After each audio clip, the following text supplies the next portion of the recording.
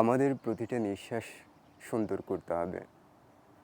আমরা যত বেশি সুন্দর করে নিঃশ্বাস ছাড়তে পারি, তত বেশি সুন্দর করে বাঁচতে পারি।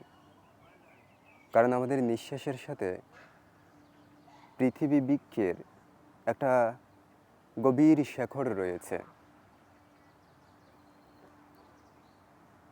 পৃথিবী জন্মের একটা সম্পর্ক রয়েছে আমাদের নিঃশ্বাসের সাথে।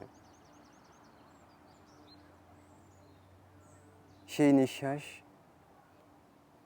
পবিত্র করতে হবে, সুন্দর করতে হবে। যেসব মানুষের নিঃশ্বাস সুন্দর নয়, আমরা তাদের কাছাকাছি যাই না।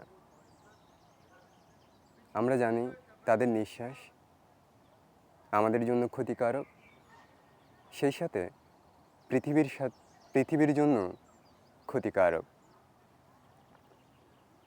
নিঃশ্বাসের সাথে সাথে আমাদের ভেতরে যে সমস্ত আবেগ, অনুভূতি, ভালোবাসা কিংবা ঘৃণা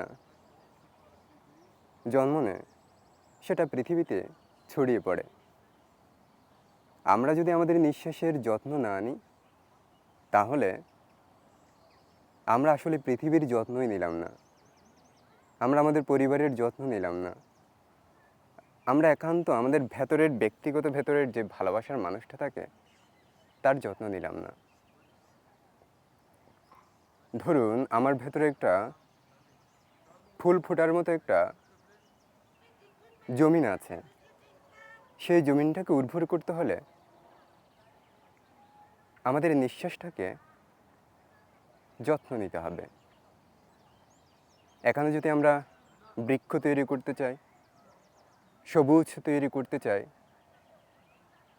তাহলে আমাদের নিঃশ্বাসটাকে আদর করে বড় করতে হবে। আমরা যত বেশি আদর করতে পারবো আমাদের নিঃশ্বাসটাকে, যত বেশি কাছের ভাবতে পারবো, যত বেশি তাকে সময় দেব, সুন্দর সময়, তত বেশি আমার আশপাশটা সুন্দর হবে, আমার কাছের মানুষগুলো সুন্দর হবে।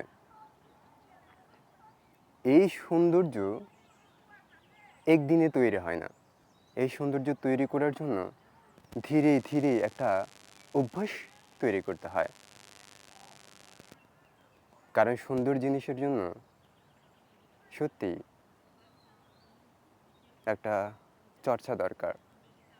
আমরা তো ঘৃণার চর্চা করছি, আমরা অহংকারের চর্চা করছি।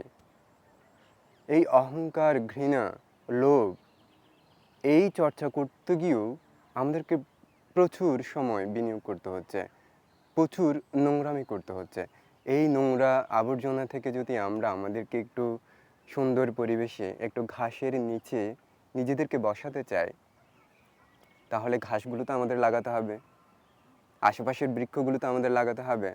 অর্থাৎ আমাদের ভেতরে যে ঘাস, ভেতরের যে প্রকৃতি, ভেতরের যে নদী, সমুদ্র, মেঘ রয়েছে, সেগুলোকে একটু নিজে নিজে তৈরি করতে হবে। আমরা নিজের ভেতর অনেক কিছু তৈরি করতে পারি।